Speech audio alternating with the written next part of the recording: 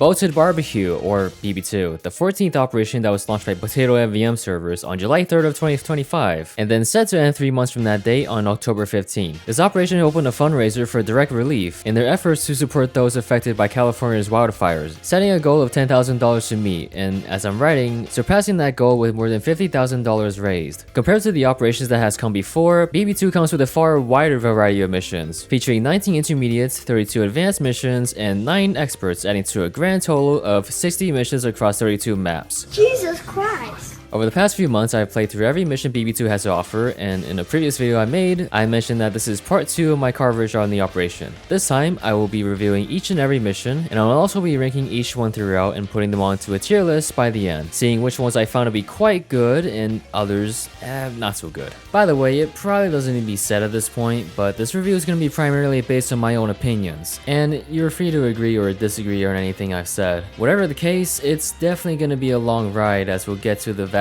array of BB2's missions. We'll start things off by going through the intermediate and advanced missions together while going down a list of maps alphabetically. This is going to be a rather fast-paced segment, but beyond that, I will be covering the expert missions in their own segment back to back towards the end of the video.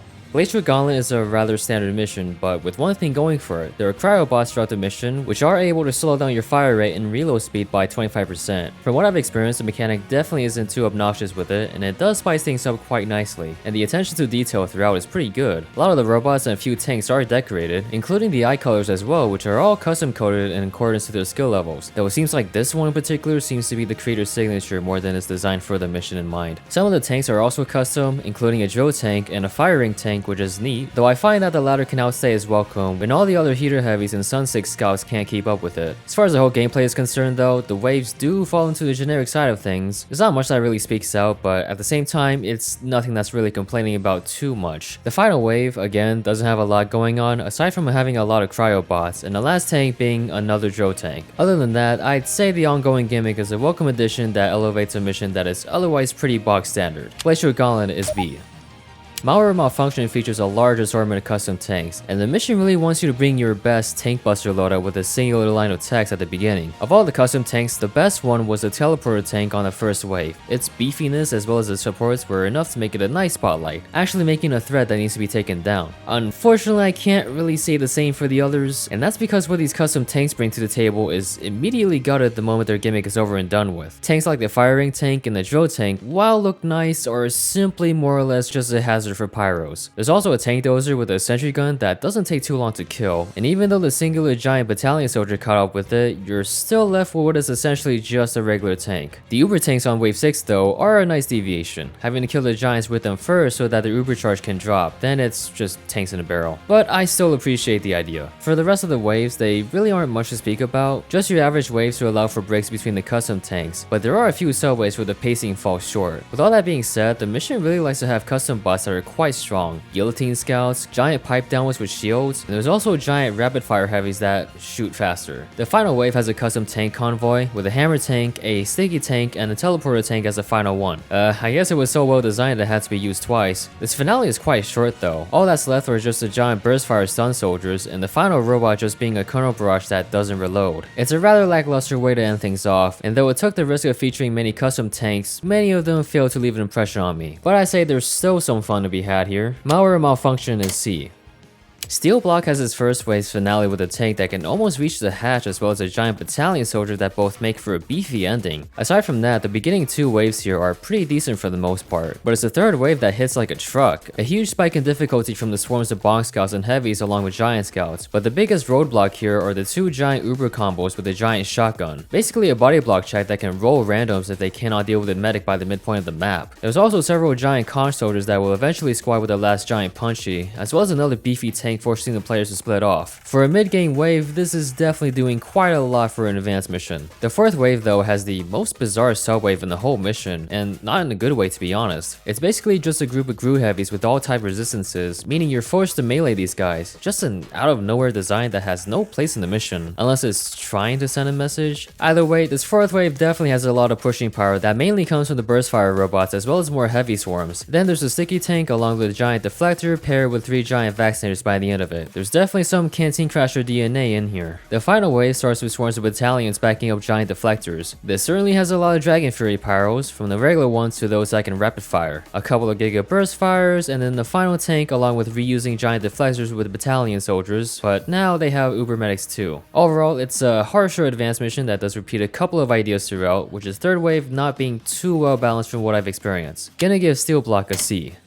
Bionic Breach's waves are fairly standard, though the subwaves within them are nicely varied, such that each subsequent wave varies from one another. With that being said, due to the nature of Big Rock, it's quite easy to spawn camp the entire way through and completely ignore what the mission has to show for it. The one wave I felt was kinda lackluster was wave 4. Swarms of all 20 charging downwards before being left to deal with a tank and 2 giant heavies with support, all of which can be destroyed rather quickly. Another gripe I have is with wave 6, mostly because being a tank buzzer here just sucks, and it is quite possible to never encounter any boss besides spies here. The final wave has a chief conch rapid fire soldier, and destroying this thing drops the Uber tank on a final tank that came with. There's also some supports, but in the beginning it does try to spawn 500 engineers to split players away from the chief for a bit. This intermediate is alright, it has some few moments that stand out, but nothing too impressive on a spectacle level. Bionic Breach is C.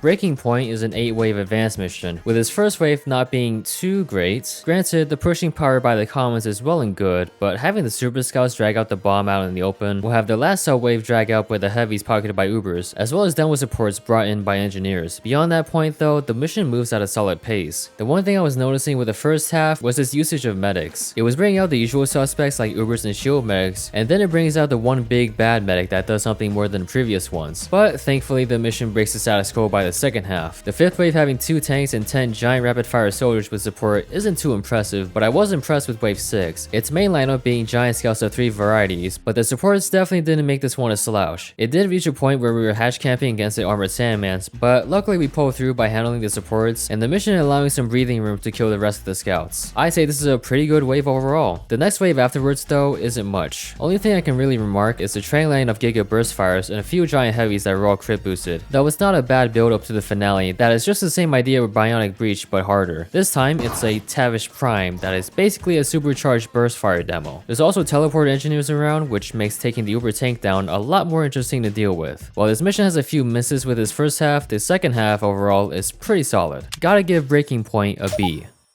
Crocodile Operation has a decent start with its first 2 waves. Past that point, it starts bringing in crocodiles and crocodile bots, swarmers that come in small groups that buff one another, and spitters that cover your screen and reduce damage and healing for a bit. These are some welcome additions that make for some interesting interactions. The mission also introduces crocodiles that spawn from the ground as hazards occasionally, but their implementation is rather jank, where sometimes you'll witness a crocodile appearing mid-air because they're trying to grab something on the upper floors. The rest of the experience is pretty alright and well balanced, though occasionally you can kill things quite fast and be left with stragglers. The final wave is a nice way to tie things together, a boss wave full of crocodiles and dealing with a chief burst fire soldier named Colonel K. Croc that creates zones on impact that spawns crocodiles from below. The mission does have plenty of good ideas that are handled well for the most part. Crocodile Operation is A.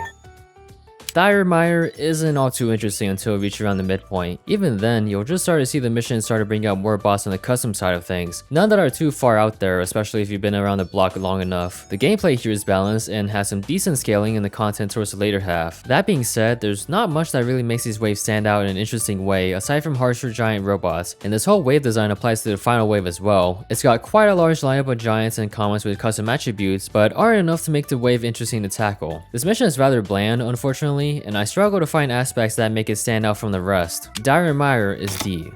Mudmaker has some decent waves, though the first half of the experience has a couple of hiccups, and it's quite short. I wasn't too fond with the first wave ending off with super fan scouts and armor jumping sandmans, just an annoying way to transition over to the next wave, which overall wasn't too bad, but having it end with a singular tank all by its lonesome can be rather lacking. Third wave though, again, it's all around a decent one, despite introducing some rather strong giants early, like a Giga Burst Fire and crit boosted armor sandmans. Reaching the second half here though, now the waves start reaching around the 3 to 4 minute mark. Only complaint I have here is seeing giant demos in wave 4 take deflecting side paths. This only ever becomes a problem when the bomb is all the way back and you're out at the front, but it's quite a peculiar and one-time thing the mission never does. Its final wave has you dealing with 2 chiefs, and they're rather custom coded, like how the soldier named Field Marshal Mechanist spawns in front taunting the players before engaging, and the sniper named Deadlock coming in from behind. The sniper's kind of a miss for me since it can disengage by just walking around. Either way, both of them use a recall canteen at some point, which is neat as a sort of second phase, but they're Deaths can be rather jank, as both of them do have their death animations but without an explosion effect, which lacks the impact of dealing with each one, but all around it's not a bad way of finishing things off. At the end of the day, it still provided a decent experience. Mod Maker gets a C.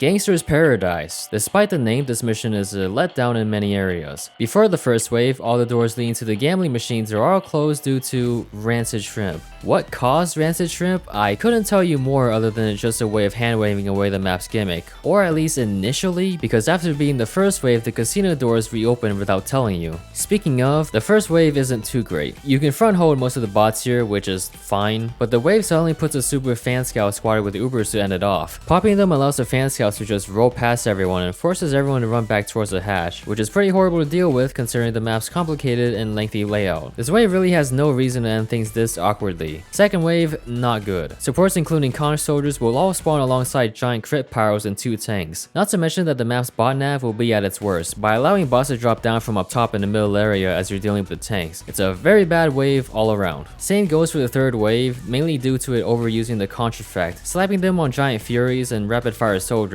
with the latter being pretty bad as they come with Uber medics and gauntlet supports, also with quick fix medics. Past those 3 waves though, the second half in terms of design isn't offensively bad. Unfortunately, there's not much that makes it all interesting besides relying more on crits. I guess the one thing worth pointing out with this mission is the random memes spread throughout. For the most part, these are small things like bot names, but there's also a Glock demo on wave 2 that I've yet to mention, which is just an armored demo with a giant pistol. I really don't know why they're here. Better yet, why does the mission never bother to use these bots ever again? It would have been nice to see one in the final wave at least, but nope. It's a boss wave with support featuring a Mafia heavy that insists upon itself. And this heavy's name as well as the crit supports are all a reference to Family Guy. Cool, I guess. Yeah, this mission just lacks creativity and direction. The first half of the experience is also just badly designed, and the second half isn't too impressive. And sadly, I'm gonna have to give Gangster's Paradise an F.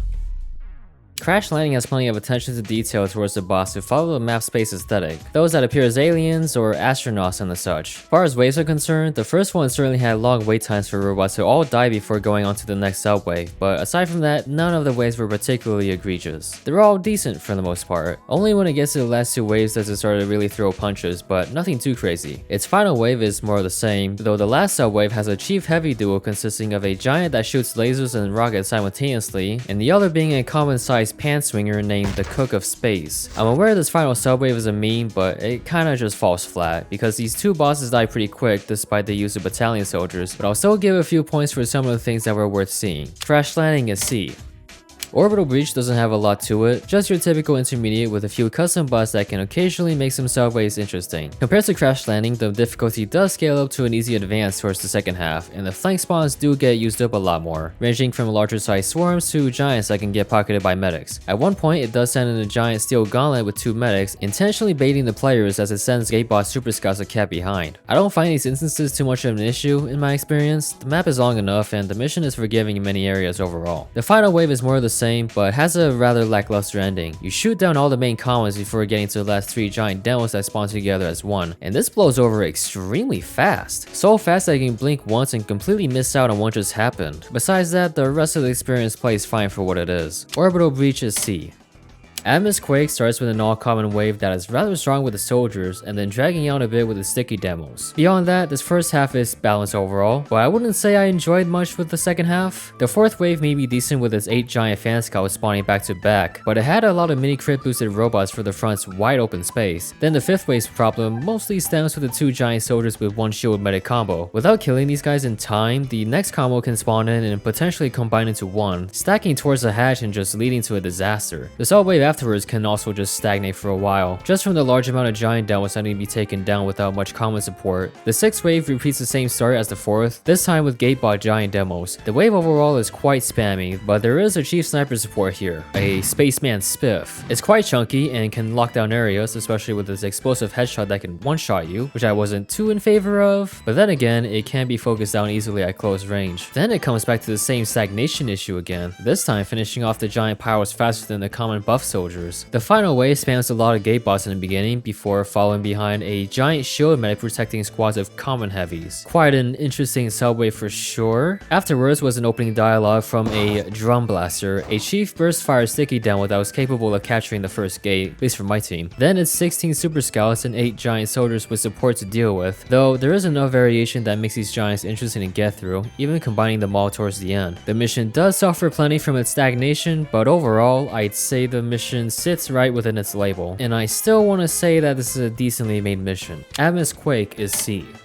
Oz Terror is a one-wave endurance mission with plenty of custom aesthetics going forward, even going as far as to introducing annotations and info that tutorializes the map's layout, as well as some gimmicks like the robot dispenser are all very nice touches to making the mission feel organic. In terms of gameplay, it is overall pretty solid. Many of the subways are capable of pushing forward, but nothing that results in a complete failure unless you really mess up. There's a few subways dedicated to 2 chiefs carrying the bomb before hitting midway breaks. First one was a demo man named the Carpet Bomber that occasionally casted a massive bomb around them. The second was a Divider, a soldier that would divide into 3 giants at half health. This was a pretty cool chief to fight against. My only complaint with these encounters really is how you can leave common bots alive after the chiefs die, which can make for some rather awkward transitions over to the next segment. The second half is more of the same as the first, lots of robots that can swarm the area and giants quite strong on their own, but the mission never loses itself and remains fun overall. The final subwave has you dealing with the last chief at the end of the map. The heavy named Nexus, which is between lasers and rockets with his minigun based on the remaining health, while occasionally spawning circles of energy blasts all around. All around, I'd say it's a pretty good mission. A well-balanced experience combining with unique elements and a solid introduction to a premier map. Oz Terror is A.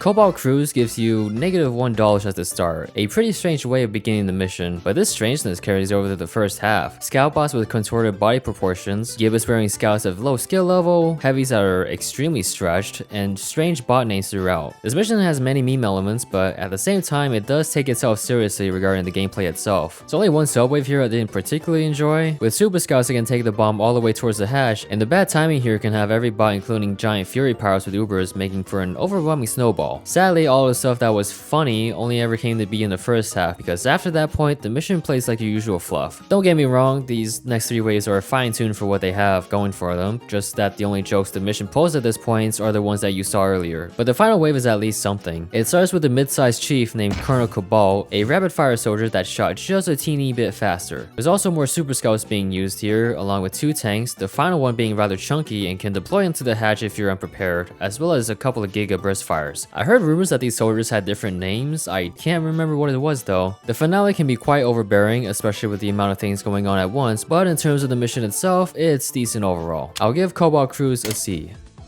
Shelling Clique is rather bland. While I wasn't really expecting much out of Intermediate, there's not a lot of subways that really speak out, and those that do mainly fall to the pacing issues or just have a custom bot that isn't too significant. It's kind of just a shooting gallery for the most part. The final wave is also the same story. Nothing that makes the final tank nor the 6 giant crit soldiers walking in one by one any interesting, but the last subwave at the very least brings something unique to the event. A helicopter with a rocket turret serving as the final boss of the mission. It mainly protects the endless support bots that try to carry the bomb, so the impact can be rather middling. This helicopter is really the only saving grace of this Intermediate, because otherwise there would have been nothing impressive to write home about. Chilling Clique is D. 6 Scottish Pentathlon, as the name implies, is a mission where everyone plays Demo Man, and has plenty of custom upgrades and weapons to go around. For me, I ran with a new grenade launcher that had pretty high damage but lacking ammo, and an item in my second slot granting plenty of stat boosts. It's the only loadout I ran with in this mission, since everyone else filled the other roles of what a Demo Man can play as. I unfortunately didn't give this mission a second replay because the waves here were not enticing enough to draw me back in. There's a lack of creativity on the waves throughout. For the most part, it all plays as your standard fluff, and there's just a severe lack of Demo Man puzzles, those that require stickies or melee weapons to conquer a subwave. And while these challenges can show up, they never really come up ever again. The waves are balanced, decently paced, and I'm fairly certain that this mission can stand well on its own, but there is wasted potential with the odd Demo Man gimmick here that it all feels like the mission was designed first before the gimmick was added in. And the final wave, unfortunately, isn't well designed. 5 pairs of 2 super scouts back to back making for a dull start, especially when the first tank dies really fast. Then there's the final tank as well as 2 giant shield medics comboing with Giga rapid fire soldiers. For an all Demoman gimmick, it's really bad because you're just never really dependent on someone filling the shoes of a different role, so it's all very bland. I expected a lot out of an all-class mission, but what I got here was a mission that, while it's capable of standing on its own, is overburdened by its lack of creativity and unique challenges centered around it. 6 Scottish Pentathlon is D. Jammer Jeopardy starts off strong, but not in a particularly good way. There's a lot of crowd control effects being thrown around by the major leagues and the loose cannon demos. What makes this beginning truly annoying are the Cola Scouts, using babyface blasters this time, making them blitzing glass cannons, but the mission also just completely removes every single weakness from their items for no reason at all. Fortunately, the rest of the first half doesn't play too badly. There is a teleporter tank used on a second wave though, and the wave being centered around it was rather short-lived. By the midpoint, it upgrades its major leagues to being able to mark on hit, as well as having giant nuke soldiers. I understand it's part of the mission's identity to introduce stronger robot variants over time, especially with the Skull Hunter Knights as well as penetrating bowmen, but I feel like with these designs, we're starting to include more frustration with the experience rather than having unique wave structures that makes things interesting. Beyond that though, I don't really have any complaints towards wave 6 and 7, as they're both fine in the grand scheme of things. The final wave has a lot of crit spam going around, including a hammer tank. Letting the bots capture the gate leads to a pretty spammy finale, with all the crit supports and giants with shields squatted together. The chief of this mission is at the end, a Frost Blue rapid fire soldier that slows down players while also dealing bleed damage. This one also has a battalion's backup slapped on as well, making for a rather bulky and tedious ending and making this the longest wave to complete. Overall, this mission relies a lot on using robots with various item and stat changes that can turn the experience to a frustrating one, but I would not call this a very bad mission however. It still has some decent aspects to it. Jammer Jeopardy is C. Clanker Conflict's first half is rather short. I'm talking about 1 minute and 30 seconds to clear the first 3 waves, provided a team can comfortably spawn camp them. I find with it going fast since the mission is on a rather short map, but the padding is quite noticeable on the other 3 waves, extending the duration of each wave by 1 minute. The waves overall aren't much to speak of, but you will end every single one with giants squatted with a couple of main comments, or with medics pocketing them of a few varieties. Just makes the endings of each wave rather repetitive. The final wave is definitely the longest, adding another extra minute by playing like a mid-game advance wave, but with the money to still make it a slouch. Still though, it ends the exact same way as all the other waves before it, with a much longer wait time between the last 2 giants. This intermediate offers a short experience, but doesn't have much to offer in terms of specialty, and does have repetitive endings that drag it down. Clanker Conflict is D. Til Dawn follows the same story in regards to the overall pacing, but the gap isn't that large, and at the very least the waves are varied in their own way. There is, however, a lot more tanks being used here, some that are quite bulky for a solo tank buster. Only problem I saw with the first half was Wave 2's capability of snowballing by allowing the giant Tommy sloths to converge together, but we pulled through. The mission overall is decent, with many waves having a few things going on that separates each one from another, but I feel like Wave 4 was just repeating itself from Wave 2. Giant buff soldiers are now shooting rapidly, and the giant heavies now use a Hulong heater, and that wave also has 2 tanks. Speaking of, they become the ones you have to beat on the final wave, and both are custom. One is the spider tank that shoots webs slowing players and robots down significantly, and the other is a tank with a gun on top shooting 3 crit rockets at once. It's pretty jank with the way it snaps towards targets and aiming completely downwards, but this final wave overall I'd say it's still decent, and so was the whole mission really. Til Dawn is C. Rolling Raccoon starts off with a really short wave. 3 pyros with shovel soldiers as well as the one and only tank in the whole mission, and it all took 1 minute and 11 seconds for my team to clear. As far as the rest of the experience is concerned, there's not a lot going on, but the times where it tries to be unique is rather random. I was kind of just mindlessly getting through it until the start of wave 4 sent in a chief bear heavy being a fat raccoon. It's pretty random how this is the only reference towards the title of the mission, and made me wish that there were more raccoon themed robots along the way. But we really don't get that towards the final wave. It starts with conch soldier swarms for the sake of padding, but it does have a custom chief scout worth talking about. This one casted fireballs in the beginning, but rode on their skateboard creating an electric field around them when they reached half health. And their name? Arby's Wizard. While the scout is cool, it's simply that. Not much to them in terms of how the wave plays out. I suppose it's the one saving grace across the blandness of what the rest of the intermediate has to offer. Rolling Raccoons is D.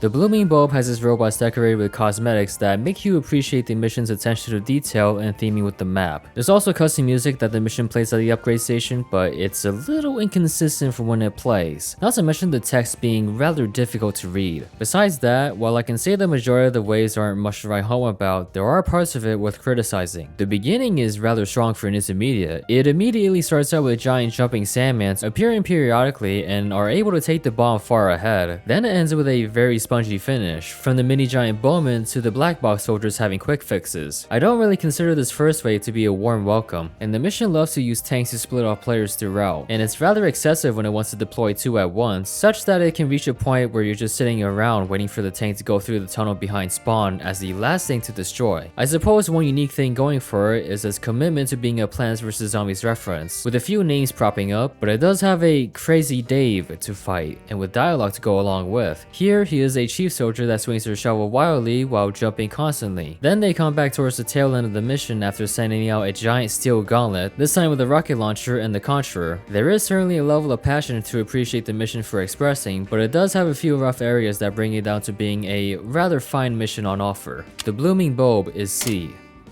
Damn Breach, it starts you off with $0, a telltale sign that the mission tries to be funny in the beginning. This time, we've got A posing demo bots of the common and giant variety on the first 2 waves. Aside from a few meme names thrown around, the second and last time there's wacky bots are the shovel soldiers on wave 4 with bigger heads. The rest of the mission is fairly decent, but it has 2 endings I've encountered where it drags out due to the giants dying quickly and the commons taking a while to chew through. The final wave parachutes in a giant heavy and meta combo that is able to pop quick fix and plenty of giant blast soldiers in commons. Didn't really like how this mission ends off though. There's just scouts running around the map like mosquitoes, and honestly you're just better off letting them grab the bomb so that you can deal with the 2 chiefs here. Those being the General Bomber and King Burst that are both burst fire demos that will also flood the area with bombs. Overall, this intermediate has a few good areas but also a couple of bad ones that drag it down. Damn Breach is C.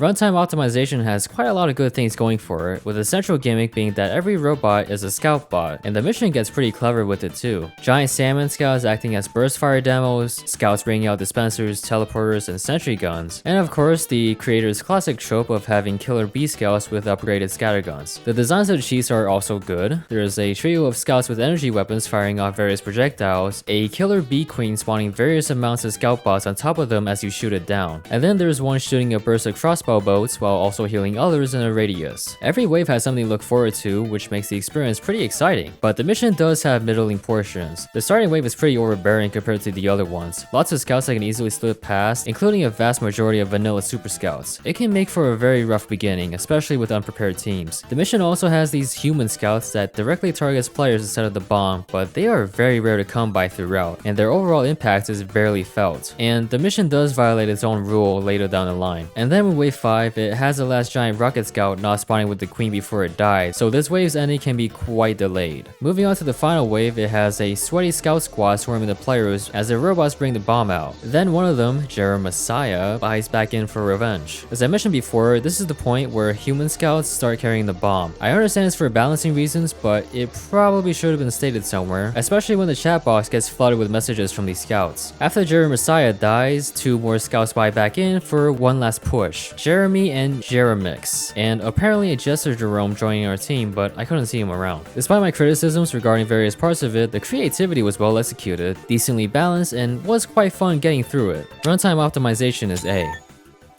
Jungle Bungle has a pretty high start of 12,000, so naturally the mission has a beefy start of sending 2 tanks and pairs of giants on the first wave. This is quite a lot to start off in intermediate, and unfortunately these 2 things are among the things that repeat themselves throughout. The mission never really deviates away from using 2 tanks with commons for one subwave, and even though they switch up variants of giant soldiers and demo pairs, the frequency of which you see these guys is rather repetitive. There is a Chrono Barrage with support that you'll meet on wave 4 at the very end, and this subwave repeats itself later on the final wave. This final wave in particular doesn't have a lot going on besides plenty of commons and groups and giants that aren't too threatening besides super scouts. The double tank subwave repeats itself once again, and that same Chrono Barrage will reappear once again as a chief, this time with a much higher health pool and nothing else. The mission doesn't have egregiously bad qualities, but the repetitive ideas that present themselves throughout does make for a rather dull experience. Jungle Bungle is D.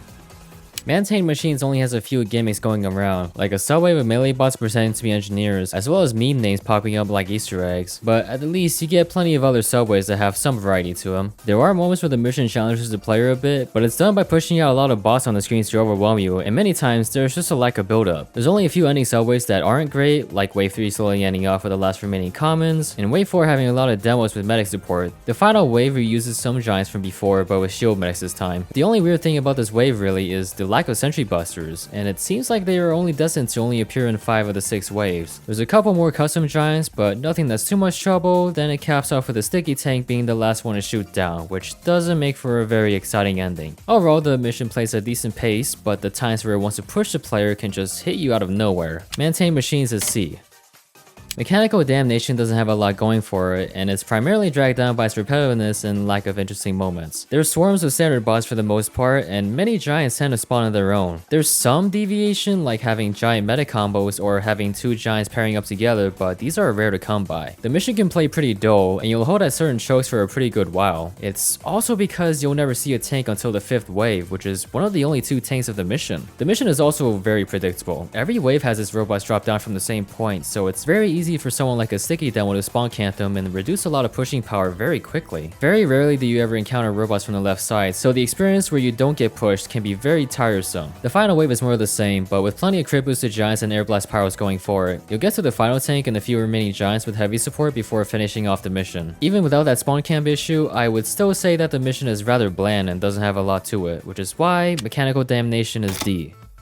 Scorched Skies decorates Manhattan, or rather, sets the whole map ablaze. Fires are spreading across the buildings, creating an orange haze around the map, and it all sets up quite nicely for the mission's central gimmick, that being the unique orange gate bots that take the opposite path to where gate bots normally go. They aren't much, but in the grand scheme of things, they do make the gameplay at the front a lot more interesting, with its diverging paths that all get utilized. Of course, I say this because for the vast majority of my playthrough, we managed to hold them all down in the first area. Not to say that the mission is too easy or anything, I'd say the ways overall are pretty balanced. There is a Chief Dragon Fury pyro before getting to the end, a Mr. Pyrotechnics. This one's pretty cool to fight against and does have its own custom music, though if I was a pyro or spy, I'd probably get annoyed by the constant amount of firebombs being spewed by it. My only complaint throughout all this are the ending subwaves. As early as wave 1, you will get giants that get pocketed by single Ubers, and it's repetitive with how this design repeats itself for 5 of its waves. No matter how many times they change the giants, there will always be Uber mechs with them. There could have been something different to add some variety. The final wave has a bombastic start with some TF2 music, hordes of giant fan scouts from the upper and lower floors try to capture the gate, then after that, more of the usual fare, though the ending subwave is at least different, resorting to a plethora of giants including giant rapid fire soldiers and deflectors pocketed by regen medics. There were also the last remaining fan scouts that bunched up all together at some point, but the way it's done here is pretty random and goes by super fast. It makes for a weird ending, especially when the last giant soldier is far behind them, but all things considered, the mission has plenty of good things going for it that makes the experience all the worthwhile. Scorched Skies is A.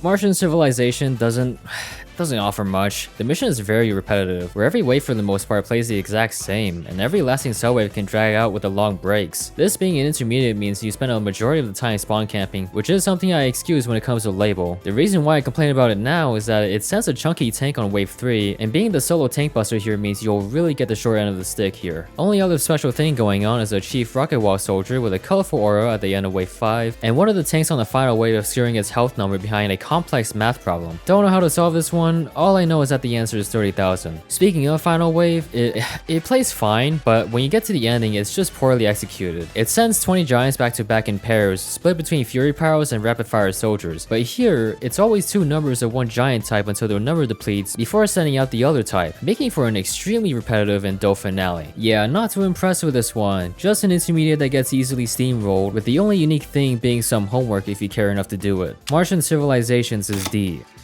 Metropolis has its robots rare cosmetics based on the map's city vibes. As far as the mission goes, you got plenty of variety of robots to go around and having a nice flow to the waves overall. But for the most part, the mission revolves around grinding through a lot of commons without much identity and taking down giants that mostly walk in one by one. Though granted, the mission does steadily add in armored giants for some bulk and some that do get medics with them. But there is a sense of monotony in the gameplay loop where every subwave kind of just blends together. And while this mission does have tanks, they're all rather paper thin. And the supports they came with failed to have them push up anywhere beyond the front, at least for this team. There are some highlights at the least, one being the custom music that is heard throughout, all of which come from the Sonic Mania series. It's nice to see the soundtrack featured. The first 4 waves where it repeats 2 tracks at least once is a little bit too much. I think the music used there just doesn't make the waves any more special, and it's mostly just background noise. But the tracks used for the final wave does dynamically change, which is definitely this mission's best implementation of it. Gameplay here though is more of the same, but it does start bringing out 2 giants at once, and having a giant regen gen pocketing armored giants. And the ending is rather unique, having to shoot down a combat tank with a rocket pod and railgun combo, along with a chief rapid fire soldier with a buff banner to cap things off. Overall, I'd say this mission is good. It has one thing going for it that makes the experience a bit more memorable, but a majority of the gameplay does leave a lot to be desired. Still, I'll give Metropolis a B.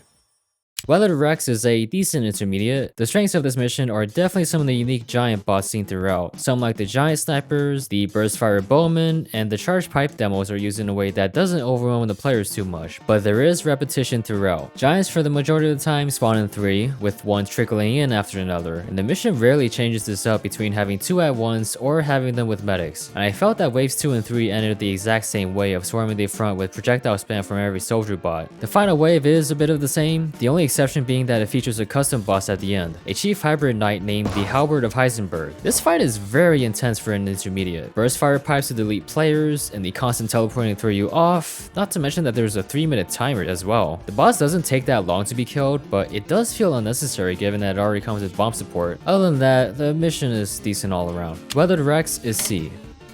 Rolling Thunder introduces caustic robots shooting projectiles that leave acid pools on the ground. They deal damage but gives robots and players a speed boost. Now the next line says it doesn't call you in Jeopardy, but then they also completely forgot to mention that the players get marked for death too. A vital mechanic like this definitely should have been stated somewhere at least. As for how it plays out, the speed boost is really not well suited for an extremely short map like this, as it enforces having body block checks and slowdown upgrades for it. It also isn't really used that often. You'll see plenty of it on the first wave, but the fourth wave having giant caustic demos with giant regens will be the last time you see it. The waves follow the same story as before, its highlights being the custom designed robots that all work decently well, as well as those that make a return here. But the mission still shares the same problem of using giants in the exact same way, and you will be seeing a lot of 3s on each wave bar. Only wave that I wasn't really a huge fan of was wave 3. The giant soldiers here do a lot to push out, especially with the giant black boxes shooting multiple times, and the nuke soldiers being extremely lethal with the claustrophobic layout, not to mention the large amount of small steel gauntlets that really shouldn't have all that bulk. The final wave follows the same structure as the previous ones, but now the giant counts are in 2s. There is a chief, sort of. It's apparently 6 clone commanders coming one at a time, split across 3 types of giant soldiers using different weapons that all have custom attributes. The 40% minigun resistance is certainly a very arbitrary way of making these guys last longer, and this last subwave overall is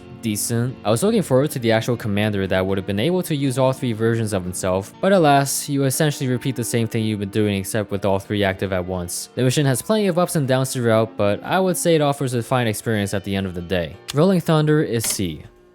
Orson Oligarchy has plenty of well-designed waves. All of them here have their own distinct subwaves, which is pretty rare to see when it comes to intermediates. Some of the waves do have gimmicks going around. There's a wave full of giants with massive teleporters on their heads that teleports in smaller variations of themselves when they die. Unfortunately, these kinds of giants don't ever come up again in this mission. Instead, the robots will inherit man power-ups on the last 1/3 of the mission. Luckily, they're all balanced around the difficulty, and even going as far as making jokes with the bot names along the way. I did find the last part of the final wave to be disappointing. You can kill the giant combo pretty quickly and have a very normal tank be left to deal with. Besides that though, I'd say the mission is good all around with hardly anything worth complaining about really. Orson Oligarchy is B.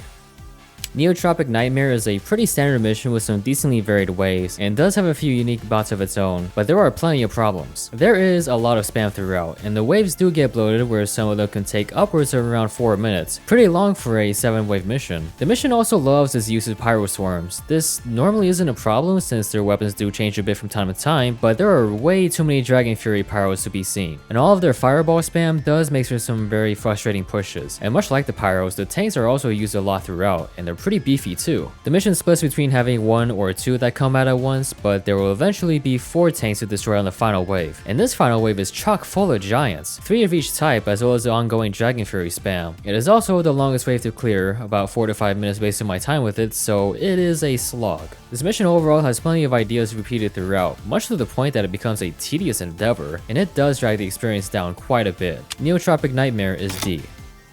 Assault and Battery is an advanced mission with a lot of repetitiveness to it. First, a vast majority of the first subways play out the exact same. The mission uses a lot of the right flank spawn point, and in the first half, the bomb carrier is often placed there. Main thing that bothers me the most here is the text that comes in by the 3rd wave, a reminder that the bomb always spawns flankers. And my question is, why does the mission suddenly want to remind me halfway when it has been doing exactly that for the past 3 waves? This message also implies that the bomb carrier always spawns from the flank from this point onwards, so I prepared for it. But But then it turns out the wave proceeded to spawn tanks and having the bomb spawn on the left for the rest of the mission. And the worst part is that it didn't even spawn flankers within the first 10 seconds, so I took major offense to a piece of text that gaslighted me. Regarding the waves themselves, they're kind of a miss for me. For the most part, they all love to push you out of the front within the first 20 seconds, which I guess for Rottenberg is fine. But again, the waves have a problem of playing out the same way, always using a lot of projectile spam to flush you out, and having a lot of burst fire giants that destroys players at close range. The most repetitive bot design though are the giant medics, and this starts happening on the first wave. Granted, you do get 1500 credits to start with, but this mission starts kicking things off too quickly. The only wave you won't ever see them is on the second wave, which to me is probably the most decent one. The final wave starts out the same way as its other waves on the second half, but you do get a giant reused as a chief to carry out the bomb. There's also another chief spawning at the last half of the wave. The chief is a heavy named Heat Wave. It deals a lot of damage with its lasers, but is fairly dodgeable. Since the heavy does come with the last remaining giants, there's certainly a non-zero chance to kill them fairly early, so this last subwave can make for a flat and lackluster ending where you have to go out and destroy the last remaining giant pyro. While there may be some decent areas with the mission, it is plagued with a lot of repetitive and tedious elements, and several parts of the waves weren't all too fun getting through. Assault and Battery is D.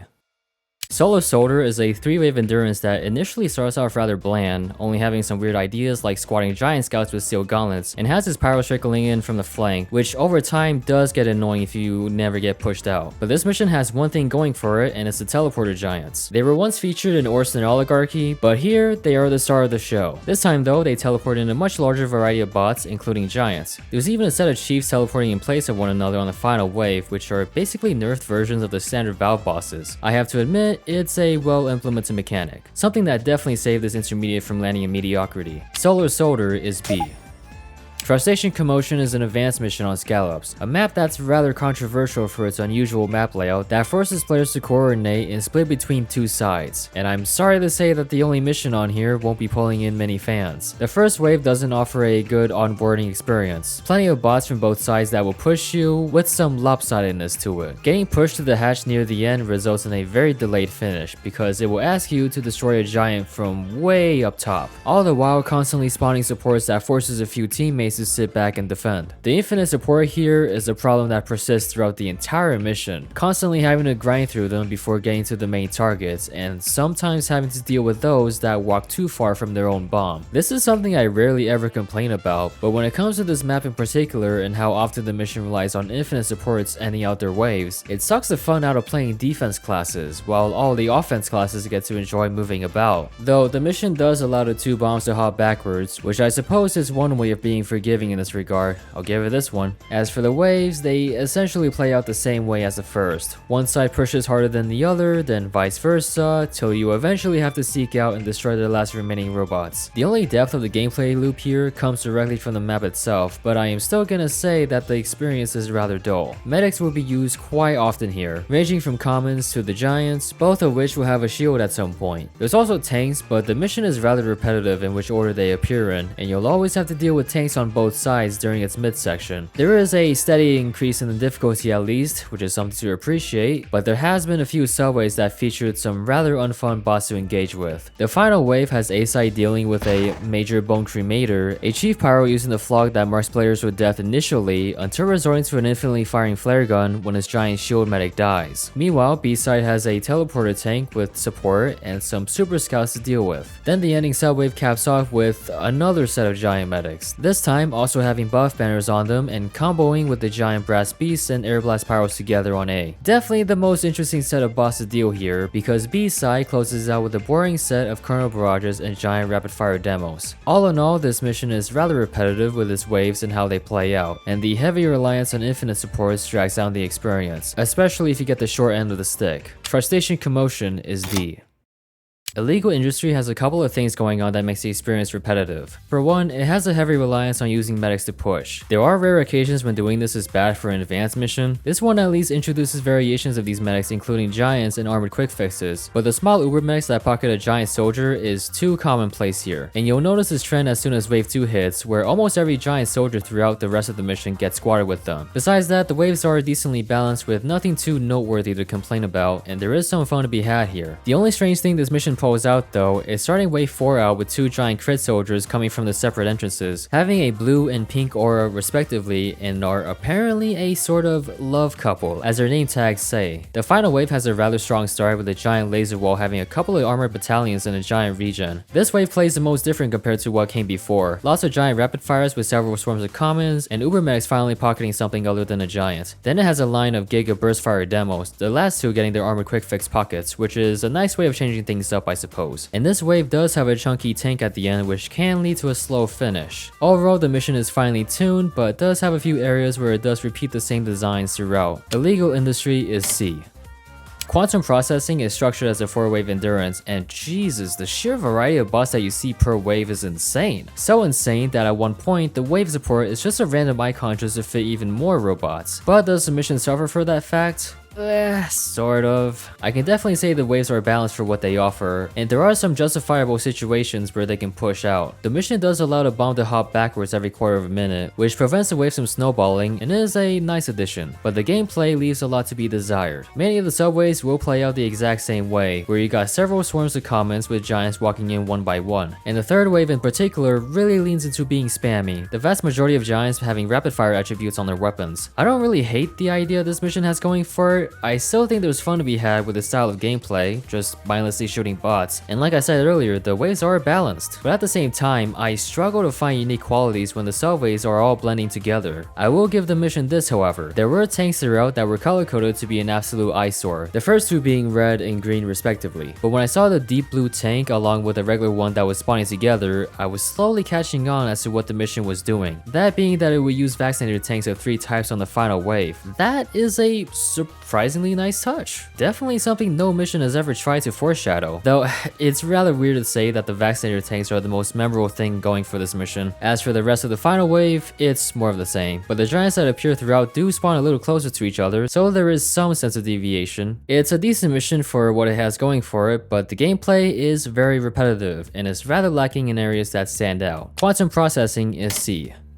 Rust Bucket's major thing surrounding it is a prize pool being offered by the creator. A grand total of 30 keys that will be split across a team that is able to earn the #1 spot for speedrunning the mission before Bolted Barbecue ends. Unfortunately, I don't think this mission could handle the hype it set upon itself. It has a promising start, a large variety of pyro bots including custom ones that can swing and throw out their axes. The subwaves here do blend together a little bit, but it's not too bad. Then we get to the rest of the waves which are not great. The mission primarily uses the middle spawn point the majority of the time. Giants will always spawn from there, with the left and right spawn points that are rarely used by the commons and supports, and this is going to be a problem throughout, leading to gameplay that's rather dull. Not to mention that the pacing does suffer for it, as the mission makes it very easy to spawn camp the bots. There will be many occasions where you will sit and wait for robots to spawn as you're trying to speedrun through it. There's also plenty of subways that aren't too well developed. The giant spawns on wave 3 for example is way too easy to miss out on, not to mention that it is possible for them to bug out and suicide. I can also point to a direction that the mission is taking, where the waves are slowly introducing more robots that are made to stall out the waves. Giant battalion and conch soldiers, black box soldiers both common and giant. At one point there's 2 groups of 2 flog powers that come out with their own giant uber on the 4th wave that are all stacking together. Then there's a fire vaccinator tank that just kind of feels like an afterthought. All of these types of subways are just ways to pad out the experience and for you to pass several strict damage checks throughout, and the final wave pushes it to the extreme end. It's got plenty of giant shields pocketing fury pyros, as well as 2 pairings of giant heaters having blast and bullet vaccinators. And the last subwave is simply not fun. It brings out a chief pyro and a lot of support pyros, all of which throw exploding gas, while the chief uses a degreaser with extended range. While the speedrun challenge may be enticing, this mission is plagued with a lot of subwaves that are intentional obstacles to get there, and it sacrificed the enjoyability and excitement playing through it, but maybe the challenge wasn't made for me. Rust Bucket is D.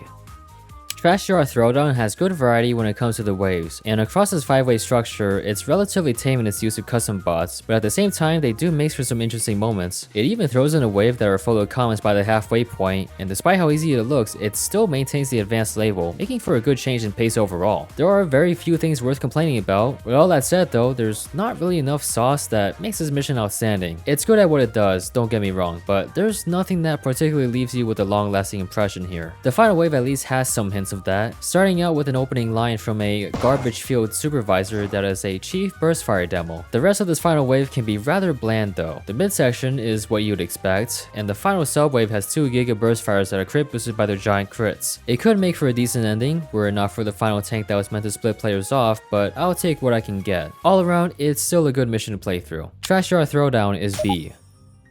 Clair de Lune is an 8-wave advanced mission with some rather unique subwaves going for it. I was also impressed with some of the custom bot designs and the use of fast-moving tanks, and the mission does feature plenty of blimps throughout the waves, which is a welcome addition. Though some of the other waves aren't too great. Wave 3 has a lot of Uber medics and super scouts running about, as well as having teleport engineers walking in with shield medics that can potentially turn hatch holding into a disaster. With this in mind, the mission can be rather lopsided at times. It's easy to defend the first area, but once you get to the back half of the map, it's pretty bad.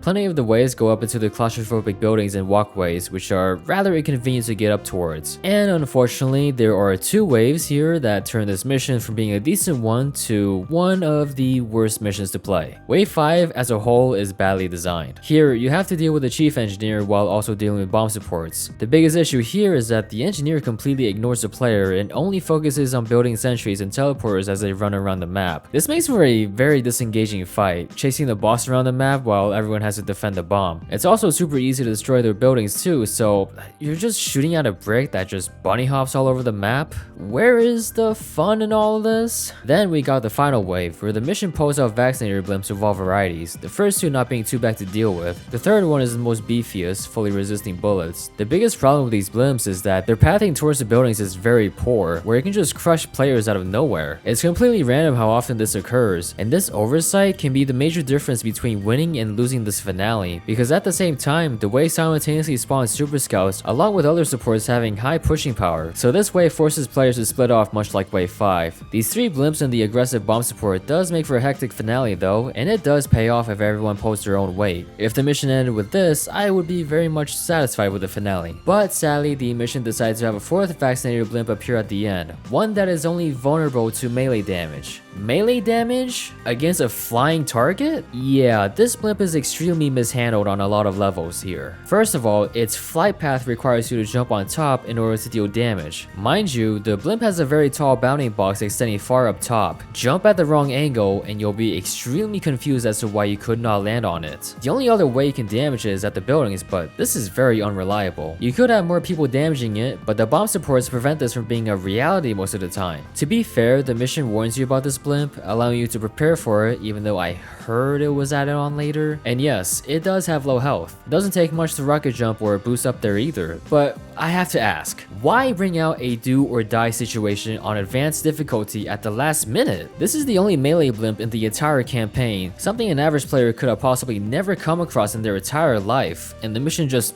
automatically assumes you know how to deal with it. Well, I guess you have to fail in order to learn things, right? You know, the more I replay this wave with several teams over and over, the more I started to realize just how badly the melee blimp impacted the mission's finale. Just a cheap gimmick thrown at the very end to sabotage what have otherwise could have been a fine ending. And this finale, as well as the 5th wave in particular, really upsets me the most with this mission. Some of the other waves here were at least commendable, and they do play at a decent rate despite the map's layout, but I just can't really look at this mission without seeing 2 bad apples that spoils the whole bunch. Clair de Lune is F. Hazardous Haze doesn't have a lot to it. Many of the waves are plain and simple with nothing to really complain about, which is fine for getting players accustomed to a premier map, though the one thing that separates this from other intermediates is that it uses the map's gimmick on the second half. Their first gimmick is the smog effect that reduces your visibility around the map by adding fog. It's not as interesting as it looks, unfortunately, probably only really matters if you're playing sniper. This mission for the most part plays it safe by maintaining the status quo with its usage of bots, and the smog goes away after wave 5, not exactly game changing. Fortunately, this same wave also brings out another gimmick where the gates around the map allow for robots and tanks to spawn from. The mission provides an annotation for it, which is helpful, though this only really happens with the first gate. If you never walked around the map and noticed the other 2 gates, you're going to be confused by the teleporter sounds corresponding to these other gates. This implementation's a fine addition, I guess. It's only used once in wave 5 with the kernel barrage as a sort of introduction. Then the 6th and final wave brings out 2 of the 3 giant deflectors from the 3rd gate near the hatch, which does fall flat if you spend the time seeing seeking them out. And then the final subwave has a tank and the third giant deflector coming out of the first gate. This is a rather boring way to finishing things off, but overall, I wouldn't really consider this a bad introduction to the map. Hazardous Haze is C.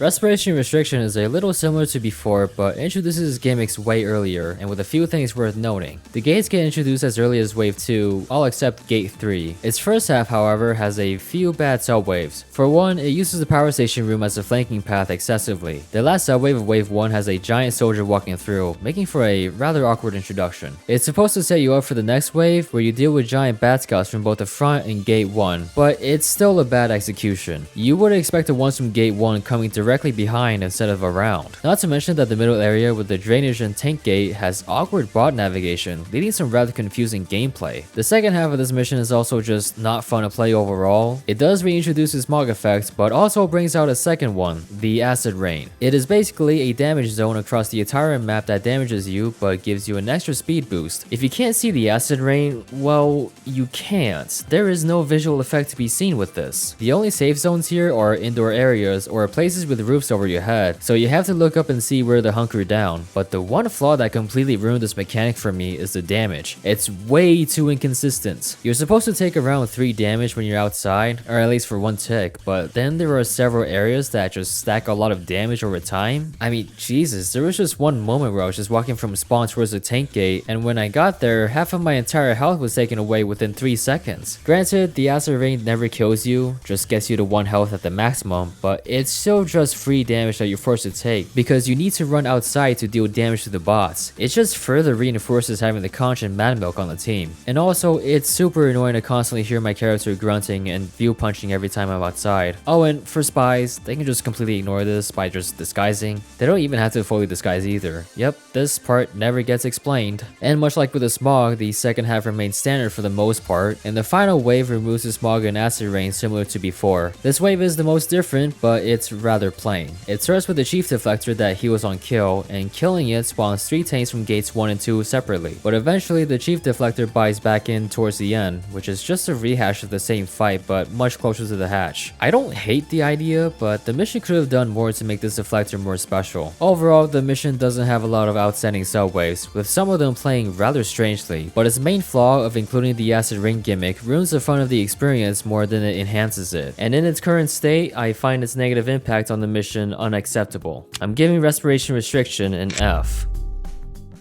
Shivering Slumber has a promising start, plenty of robots coming from the main spawn point while having a few flankers on the left keeping spawn camping in check, and it does establish a theme throughout. The waves primarily rely on using projectiles over hit scan, the latter of which is widely complained about when it comes to Snowpine's layout in particular, so it's good that this mission sticks to the former for the most part. The mission is also quite good with the use of the flank, having robots that don't overwhelm the player too much, while also managing to create space for the main robots to push up, and the mission is overall pretty balanced. It does use giant regens from time to time, which help push up towards the hatch, but the subways where their presence are nothing too outrageous. Though the 5th wave is a bit of a rehash of what came before. More super scouts, another set of giant homing burst fires, as well as both giant fury pyros and a singular tank appearing for the 3rd time, which makes things a bit tedious. But the mission does redeem itself for its final wave, featuring a Major Mercury. This chief demo uses a wide array of weapons, and it also has an ability where it casts a large AoE explosion with a pretty high windup. I do think the support here is lacking, as they just couldn't make enough space for them, or maybe the chief just couldn't do enough damage to kill enough players, at least with this team. Either way, you do get to witness this death scene, and the mission allows you to appreciate the moment by killing off all the supports. This mission is great. It's well balanced for the map it was made for, with a satisfying way of ending things off. Shivering Slumber is A. Mnemonic Mechanics is a basic mission for the most part, but it at least has custom weapons of its own. One thing I would complain about the experience throughout is the use of tanks, where they are quite bulky for their own good. But this might be coming from a team that was just slacking off. There's not really much going on a majority of the time, but it's when you get to the 5th wave that the mission starts taking a weird turn. Stacking giants together, as well as having some of the more extreme end of bots, including a Giga Burst Fire. The final wave has a weird start of having armored escape plans with battalions, as well as a few giant scouts. The flash uber mechs that were used throughout, which I haven't mentioned up until now, have become giants, and they're all paired up with the last remaining giant soldiers. The last pair though comprises of chiefs, with the soldier being called the Neuroanatomist, basically a chief version of the Chrono Barrage with bonus jump height. Well, seems like I got 2 nickels for intermediates to end off with a chief Chrono Barrage this event. This intermediate is fine, I guess. At least it tries to be different towards the end, but it's nothing outstanding. Mnemonic Mechanics is C. Mining Operation has a rather hasty start of its first wave, featuring a lot of charging demo knights. This is also one of the other missions where it pulls out the funny by having some bot names as Easter eggs, and some subways being a little weird with what robot they feature. Apart from a few meme subways, the general experience is fine for what it is, though there are a few occasions where the waves can stagnate. And this being an underground mission means it's rather excessive with flankers. Don't really have anything against the mission, but it can be rather difficult holding the hatch down on some particular waves. The mission is relatively easy for an advance, but there are also some ending subways where the pushing power can spike up way higher than they should. When you get to the final wave, you'll fight the Mining Supervisor, a chief soldier using 4 types of weapons that changes through a sound cue, as the explanation tells you beforehand. Look for a sound cue? Don't think that's how that works. This fight can also be pretty easy, as the soldier stands on top of the bomb without carrying it, but it does spawn a lot of comments on the screen at once. It essentially plays out the same way as Shivering Slumber, though the soldier does have a goofy animation before sending off the mission. But you know what, I'll take it. Sure, the mission has a few bad moments, but the rest of it at least has stuff to look forward to. Mining Operation is B. Quartz Quadrant starts off with a wave structure that you normally see towards the mid to late game. The rest of it is rather standard for the most part. Many of the subways do fall under the status quo despite the ever increasing usage of custom bots, and there are moments where the waves can stagnate or somewhere around the midpoint. There is decent usage of the left spawn point, though many of the bots do struggle to push out a competent team, which is fine I guess. But my problem here is that the mission will have a teleport engineer from here at certain points that will sneak towards the back of the map to teleport bots from behind. The fact that they are only used once for the 2 waves they're featured in makes them a very cheap way of pushing players out of the first area, provided that they were able to sneak past, which isn't too hard for them to do in this mission. There's not much to see towards the second half, probably because the difficulty remains flat for the payout given, but you do get pairs of giant soldiers firing off colorful lasers at the end of wave 5. The final wave is also more of the same. It does have the final tank here, but I think its health is way too far on the bulky end. You get a bunch of crit spam and projectile spam, most of it coming from the strongest giant bots, the 2 of which being able to burst fire rapidly. For the most part, the mission remains standard while slowly relying on stronger custom bots over time. There's a few bad areas, but it's whatever I guess. Quartz Quadrant is C. Vacation Invasion is a rather simple intermediate, but in spite of that, there are plenty of good waves and subways going on that keep you entertained throughout. The majority of the bots are decorated with summer-themed cosmetics, some of them definitely leading far into the extreme end of things. This is among the easier experiences of the campaign, likely because the map's layout doesn't play too great with the extreme openness, so the waves have to be balanced around it. It's still good enough for me, though I do think wave 6 is its weakest. It features 1 blimp that can be killed relatively quick, which is fine, but the rest of the bots leave a lot to be desired and can potentially have stragglers. The final wave is a bit of the same, but you do get a couple of chiefs at the end. A lifeguard medic that is overhealing a small punching heavy named Billy. This ending falls a little flat for me because both of them are designed to sit on the bomb as punching bags, but I suppose a Mimi subway would be a fitting end for a mission like this. Overall, I'd say it's a pretty good intermediate to play through. Vacation Invasion is B. Corrosion of Dignity, as the title implies, utilizes a lot of caustic bots featured on the map that I'm sure we're already familiar with by now. But even with these bots, I can't really say there are any subwaves that stand above the rest. There is a good balance of the caustic bot usage, but the mission overall plays as usual with some moments where nothing is really going on and you're waiting for a giant to spawn. The final wave also plays similarly to the waves past, but you do get to see something towards the end. A chief flare barrage pyro named Corrosion that can also deal bleed damage to players, but unfortunately for me, this one is rather easy to troll. None of the supports could really deal with a spy or a scout that distracts them, or be able to overwhelm a shield medic or a sentry gun taking the damage. This intermediate is rather bland, unfortunately, and the ending leaves a lot to be desired. Corrosion of Dignity is D.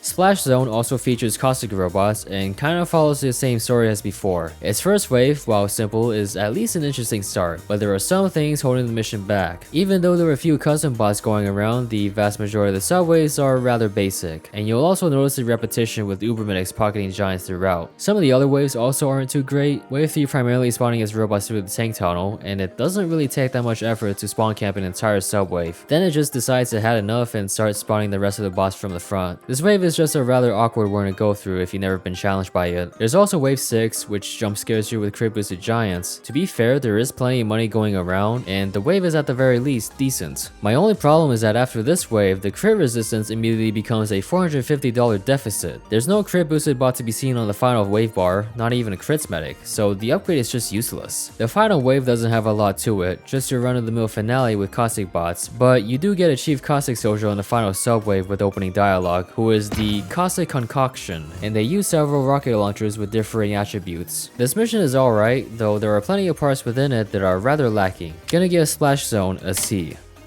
Dig of Reckoning's main attraction are the mecha engineers seen throughout. Basically, they're giant engineers that dig underground, needing to be shot a couple of times before digging out with their mining drills so they can take damage. They don't appear on every wave, but they are something to keep track of. Besides that, you do get a couple of waves that do subvert your expectations. Wave 2 is a perfect example of this, where shield medics tacking alongside the major leagues later get split into pocketing the mini giant black boxes. Then you got a singular giant burst fire soldier, later turning out to be a major missile near the end of wave 3 that acts differently before proceeding to be used as giant fodder on the next one. Then wave 5 does the same giant medic thing again, but with the giant regens, and then piling them all onto a kernel barrage. I didn't like the cell wave in particular too much, mostly because they slapped on the battalions, which made the medics even more harder to kill without a spy, and is way too demanding on having a distraction and a body block check. The final wave is essentially more of the same, but you do get a lot of giant burst fire demos. The mecha miners do make their final appearance, half of which will have giant regens on them, and the remaining half spawning back to back on the last subwave. There's a few criticisms I made along the way, but all in all, the mission does have plenty of good qualities going for it. Dig of Reckoning is B.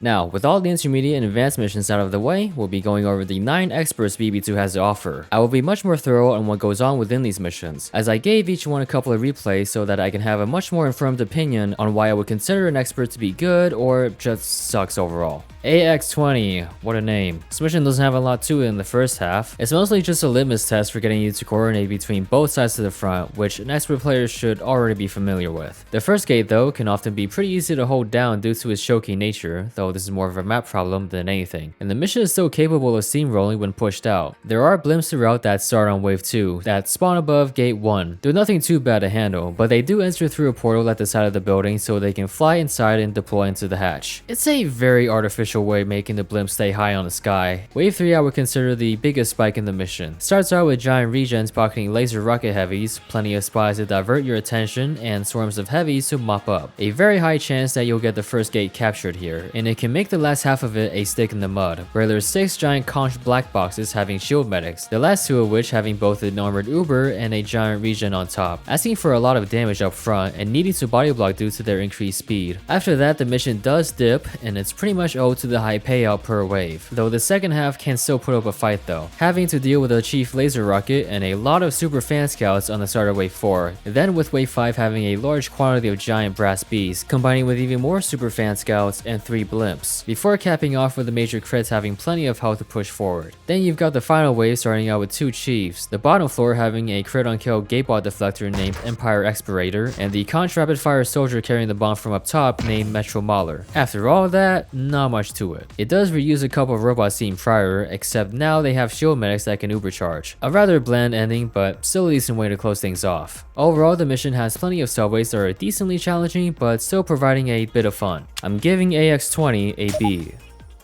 BX20, how creative of a name. This has an interesting start with several giant soldiers of differing variants. Other than that, it's a rather vanilla experience throughout the first half. Something to appreciate though is in the various ways you'll get pushed out without being repetitive. You'll occasionally get super scouts and major leagues that can slip by, and the ones that start out with tanks are at least different, with the types of robots that come out from both sides. The second half procedurally turns out medics following behind giants, those of which we already seen, but does start mixing between Uber and shield medics together by the 4th wave, before eventually combining into one singular medic for the 6th wave. This does start becoming a little tedious to get through, but I do at least have to give props for the mission changing things up a bit. Most of the waves are fairly decent for an expert. They are capable of pushing you out and some fun to be had in holding out. Though wave 5 is certainly the weakest part of the mission. It does wear itself out when there's not really much to it other than a plethora of major leagues and giant deflectors comboing with the giant crits. And wave 6 is a big jump from that and is rather oppressive, thanks to the use of the custom giant barrage demos here. The pill spam is everywhere, and they've all got their shield medics ubercharging, as well as the last two having giant regens. Definitely the biggest hurdle in the mission, but in all fairness, the mission doesn't really fall into the hard end of experts, so it wasn't too particularly bad. Final wave though does not have much to it. It's a spammy finale with 2 tanks and plenty of the strongest crit boosted giants the mission could muster. Only real danger I could think of is the super scout supports, but even then, it's a pretty bland way to end things off. There is variety to be appreciated in the mission and how it tries to push you out, but there are certain areas of the mission that can be rather tiresome to deal with at a certain point, and its finale leaves a lot to be desired. I will give BX20 a C.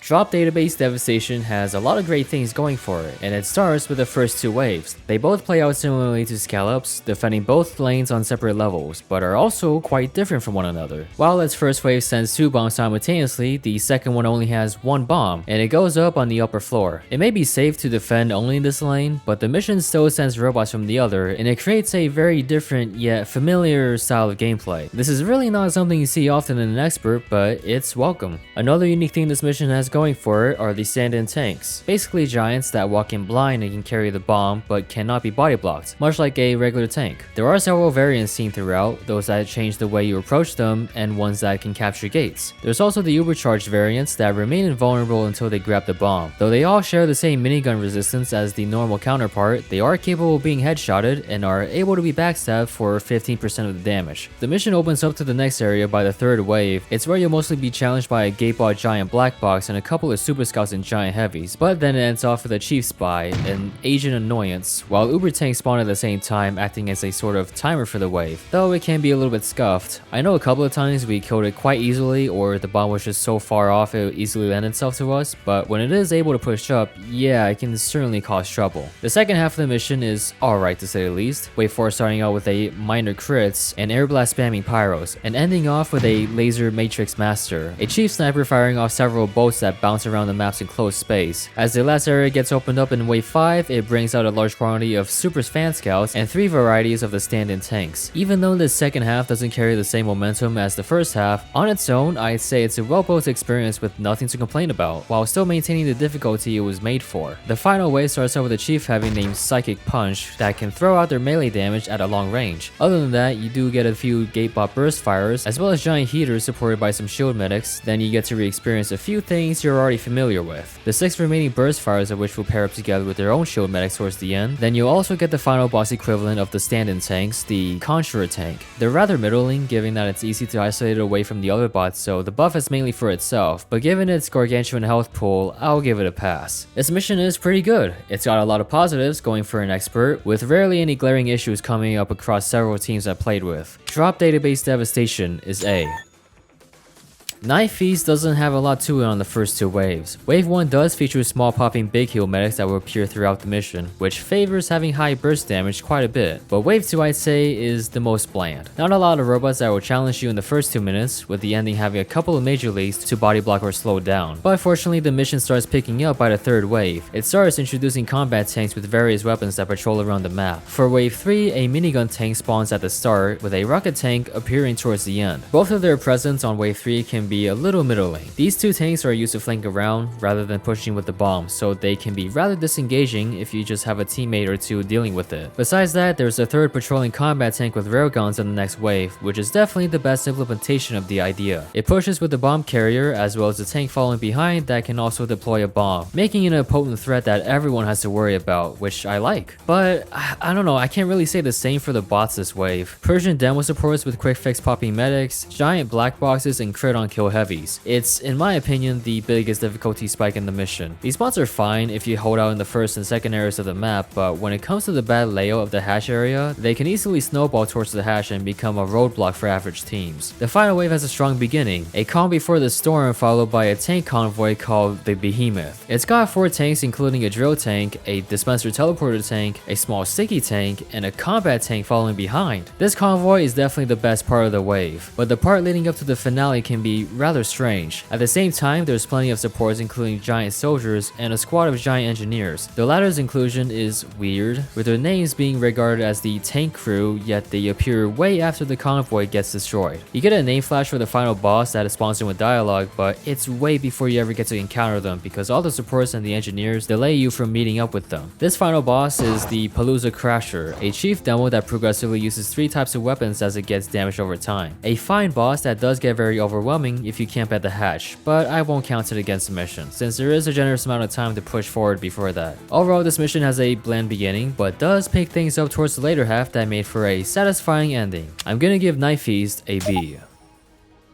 Astral Annihilation has a lot of problematic areas that prop up towards the midsection, but I will at least compliment it for having a decent start. The 2 waves here don't really speak much for themselves, but they're simple, effective, and distinct from one another. There are a couple of things that they established though. First, the mission enforces a choke you need to stay out in the beginning. This is because the mission loves using the flank spawn to start off their waves. This is far off from being considered a bad thing, but it's always within the first 10 seconds of every wave, so there is repetitiveness here. Second, the mission heavily punishes hatch camping. To be fair, the map the mission takes place on is rather long, so the team would usually be at fault if it happens, but it does become way too excessive at the mission's fault later on. And it starts with wave 3, gigantic DPS checks on both sides, 3 giant steel gauntlets with boosted health comboing with a 45k health tank, which is probably the healthiest tank of this entire event. Spy and Flog Pyro are effective solutions to the wave without a doubt. The problem is that there is a massive quantity of commons, including a Contra buff, that will all be supporting giant Fury Pyros that can potentially stack together. All of these combined makes for a pretty stacked push towards the hatch that decimates teams if they get backed up alongside the tank. And the mission is stingy with the payout too, about 1800 including starting cash and without bonuses, just barely enough to work with in the face of needing raw damage. I don't hate the idea of this wave, but damn, the difference between this and the prior wave is way too much. And unfortunately, it's one of the 2 roadblocks this mission has throughout. Past wave 3, we'll be getting some more uniquely designed subwaves, but at the cost of leaning towards the unfun territory. The majority of wave 4 is burst damage, Dragon Fury spam, charged manglers, and giant snipers that can one-shot light classes instantly. And then you got teleporting sentry engineers that spawn 3 times consecutively from one another. The mission does offer breathing room before getting to the snipers with giant regens, but these engineers are designed to flank you from behind, forcing you to stay in the middle to last area. Not too big on this wave, to be honest. And then you have wave 5, which is also unfun, also serving as the second roadblock of the mission. This time we've got giant bong scouts. They may be easy to body block, but good luck with all the mini crit projectile spam from the demos and giant conch pyros with armored big heals. But the worst robots of this wave are definitely the bong scouts. If you manage to get a bong scout that drinks near the hatch, it is basically a guaranteed fail at that point. At this point, the mission has now become unforgiving towards losing a choke point.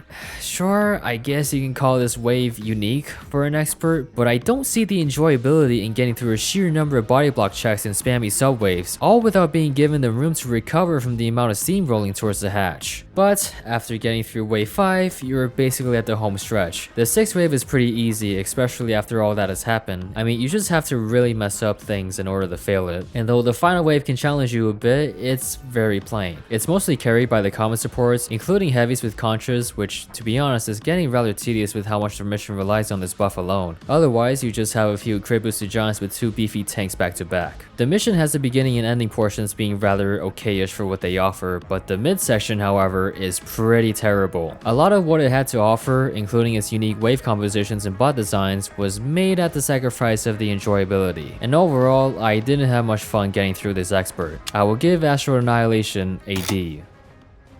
Eradication, to my disappointment, is bogged down with a very bad case of inverse difficulty and challenges that repeatedly show themselves throughout. Instantly, the first wave will gatekeep you with common spam. Bad scouts are everywhere, soldiers are all hard skilled, and every steel gauntlet gets an uber medic throughout. And it doesn't take much for them to all get buffed up with damage resistance, and then capping off with 2 giant soldiers by the end. Uber medics are obviously the major pain point of the wave, you might say. Well, it's too bad the mission starts you off with 250 credits, handicapping snipers until a minute into it, which is the one class that can efficiently do that. So Demoman and Spy are your most reliable options at comfortably dealing with them. Regardless, it's a very bad start all around, where the team has barely anything to work with while demanding a constant amount of uber kill checks. Getting past wave 1 is where the sharp decline in difficulty is really felt. All of a sudden, the mission is much more manageable as soon as money comes in, and you now have more reliable ways of killing uber medics, and the latter is what you will be doing throughout. I mean it. Every single wave will have uber medics pairing up with some giants to deal with, and there's no deviation with these types of medics, though you will also see plenty of giant regens used, with some particular waves using giant ubers. I'll give the mission this, there is at least some deviation with their usage here, and the giant ubers are a net positive as opposed to probable quick fixes. But once again, we're playing an expert that is heavily relying on pairing giants with medics to make up for hard difficulty, as the subways throughout do not have a lot going for them, so the experience overall is very tedious and repetitive. As for the rest of the waves, I mean, it's decent. Challenging enough, but not interesting, as I've stated earlier. The one sub-wave I can remark is wave 3 having a giant shotgun and regen combo, but they are put at the very end where they can snowball in. Not a very nice way of bringing out a tight DPS and body block check at the tail end of the wave. Wave 6 is at least the most different. 14 super scouts trickling throughout as the swarms of heavies and deflectors with big heals as well as crit boosted conch soldiers spawn in. But it still falls back to the same giant medic combo trope it has been doing for the past several waves. I guess now they paired both the small ubers with the giant uber to make things different. The final wave is a little bit of the same. You do get tanks both at the beginning and end, forcing a team split, while the wave brings out even more uber medics. At least it gave some of them to the common fury pyros. This time the crit boosted giants are a plethora of armored sandmans and another set of deflectors, but you do get overcharged soldiers, basically charged soldiers but with more damage and extra projectile speed, with the last 2 out of the 5 having giant regens. Great. Though the ending can be rather lively as them along with a few remaining salmons and a tank at the end do eventually converge together, but overall I cannot say this was a fun expert to play. A first wave that gatekeeps you and declines in difficulty immensely after the fact, and is overall a very repetitive and tedious expert that relies on using medics pocketing giants for the vast majority of the experience. I will give Eradication a D. Obsolescence initially starts as your usual expert with not much to worry about unless you really mess up, but the mission steadily ramps up in the creative direction. Soon as you reach the second wave, you already have a chief demo burst firing off gigantic pills, all the while spawning mitten heavies from the train tracks above to ambush players. Then you got the 2 jumper soldiers serving as mini bosses on the third one. They don't seem that hard to pin down, and you could at least try and lure them down into the death pits outside, but the wave still maintains the pressure by having giant bat scouts and steel gauntlet supports to worry about. Definitely far from being a meme subwave. As for the rest of the experience, it's decent enough. A small but steady increase in difficulty over time. The waves do have different strategies of pushing you out. There is a lack of repetition, and the mission does a good job adding variety. Only thing I could really complain here is with wave 6's mechanic, where the bomb path changes mid-wave. This one's rather middling, because it only really makes a difference on the second part of the map, and the teams that I played with all held at the first half where the path always remains the same, and even when being pushed back, we've already forgotten which way the bomb goes, so the impact is barely felt, but I'm sure it's all made up by the final wave with custom music. It features a boss coming out of a portal named Planned Obsolescence, which, hey, I guess it fits with the title. There's a lot of custom things going on with the soldier. It's got a wide arsenal of weapons, all acting differently from one another, but they also have unique abilities that affect your movement, like a trash can vacuuming everyone around and kicking you upwards, a stomp that forces you up into the air and has you playing a dodging minigame with the homing rockets. Later on, you'll get to see their signature move where it jumps into the water and splashes everyone, while sending a swarm of neon annihilator pyros. There's certainly a lot to appreciate about how the boss dynamically changes how you fight them every moment. Definitely the biggest highlight of the mission. That being said, I do have something worth criticizing about the fight. This boss has immunity phases, which is fine by me. You get the uber generators as a way of disabling their immunity, the first appearing out of thin air next to them as way of introduction, but the second and third time they appear, they will all appear around the second part of the map. The thing that bothers me is that these uber generators are all by their lonesome, which doesn't really make a lot of sense when you start looking deep into it. The wave does have supports, but they will only spawn around the soldier when it becomes immune, so you're just running around playing hide and seek with the generators. Would have been nice to have at least some bots around them so that it would at least make these parts not only engaging but also more believable. But overall, I'd say this flaw doesn't really matter too much in the end, since the positives of this final wave outweighs the bad, and what you got at the end of the day is a well-built expert mission with hardly anything worth complaining about. Obsolescence will be receiving an A. Agaglobulinemia is a very controversial mission for valid reasons. Extremely low payout, demanding a lot of team coordination, and having the lowest success rate across its multiple waves. But after playing this mission multiple times, I can definitely say there are some redeeming qualities. For one, it has the most unique start in the campaign. You start with 0 credits, but there's a minigame where you have to kill melee vaccinator punchies within a time limit to rake in as much as possible. It's an interesting litmus test for sure, that can be the difference between winning or losing the first wave. Gotta thank Steelblock for this one. There are also some cleverly designed subways it has going throughout. The charge soldiers are an interesting choice, seeing as how you have to rely more on dodging the rockets due to the lack of money for resistances. Wave 3 has one of its subways with giant exploding gas powers that deal full damage. The cleverness here is that it can't use a flamethrower, and the only ones that can hit you are the fish scouts and engineers that can occasionally shoot electric balls. There can definitely be some frustrating moments with this, especially when something causes a chain reaction and kills everybody, but at the same time the bots can be taken down easily, so there is fairness to it. As for the rest of the experience, most of the waves rely on simple but effective subwaves, but a large percentage of the challenge definitely comes from your team's performance. The mission demands much more skill expression compared to the other experts, and in a way it does reward you for it. To be able to apply the fundamental knowledge you've gained over the vast array of MvM missions while making the most of what little you have. It does scratch an itch for some people, and is a very rare experience most missions offer these days. But naturally, with low cash missions comes a new meta.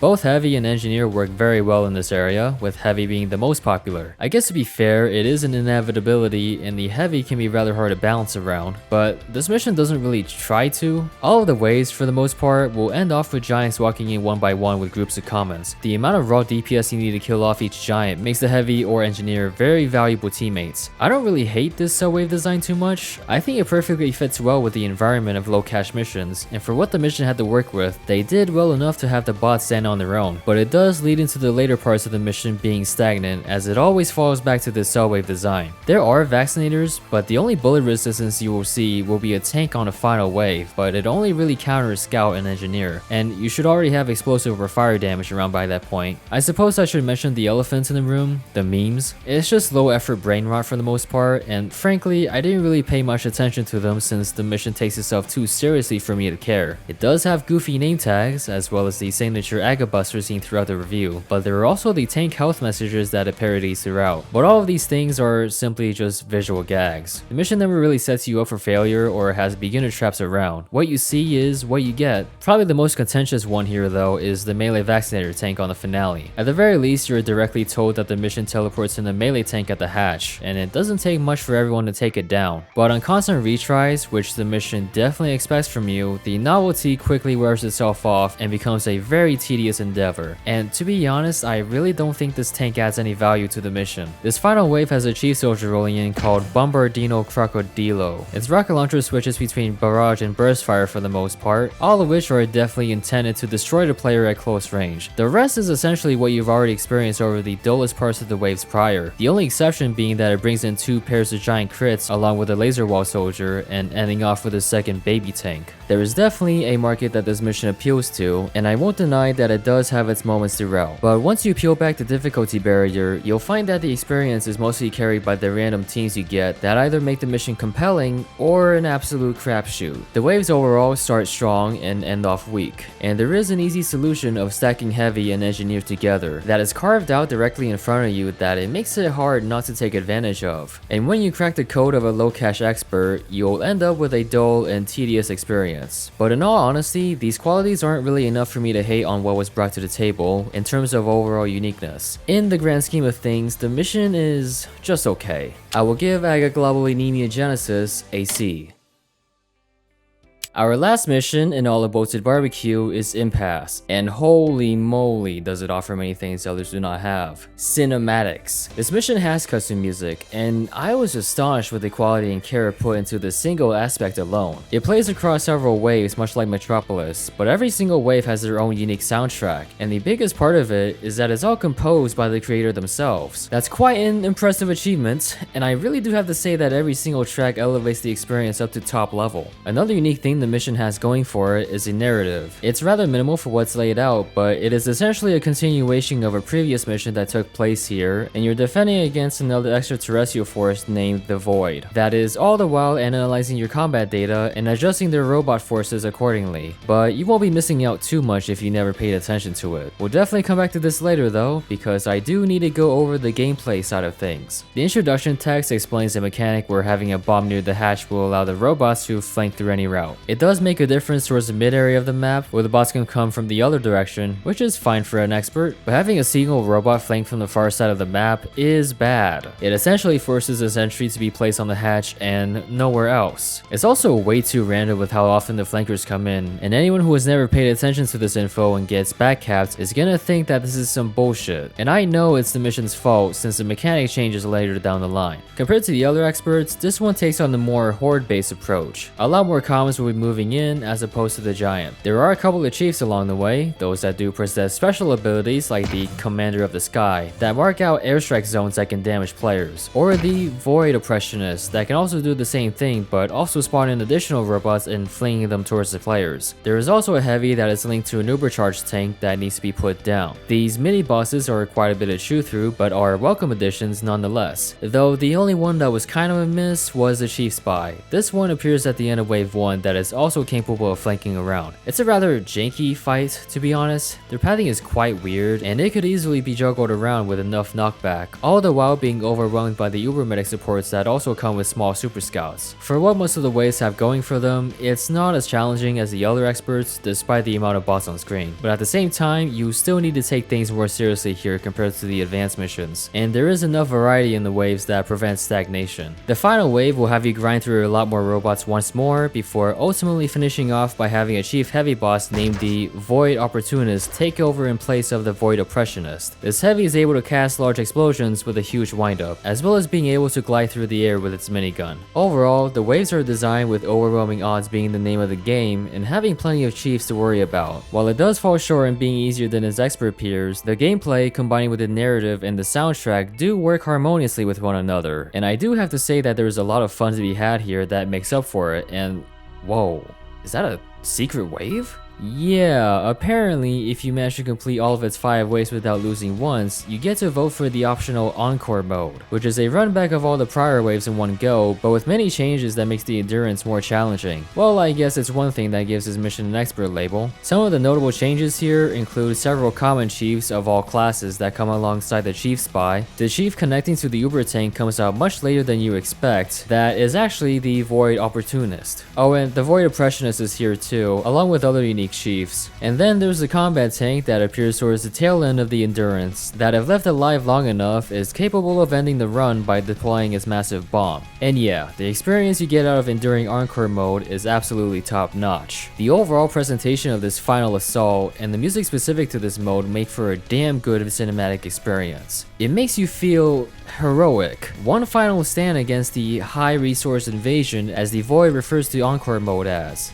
With all that being said, the ending of this endurance is rather middling. It lacks a proper climax. That tank I mentioned at the last part of Encore, well, you can kill it earlier than the giants it came out with, which can make the ending rather weak. And the one music track used towards the second half here implies that you will be fighting a super boss at the end. But, I guess it is what it is. And that narrative I spoke about earlier, well, it concludes with everyone on Red Team being contracted for claiming an island, a setup to a sequel essentially. It's an okay ending story-wise, but it is rather weird that the Void congratulates you for overcoming their high resource invasion and then just going away after the fact. It's also hard to tell with the dialogue whether they're friend or foe, but maybe that's the point. Either way, it is a shame that the real experience of the mission is tucked away behind having no failures for its 5 waves. I suppose it isn't that hard to get there, but it does lead to plenty of people missing out on an absolute piece of cinema, especially when the bomb gets backcast by some random robot due to a mechanic.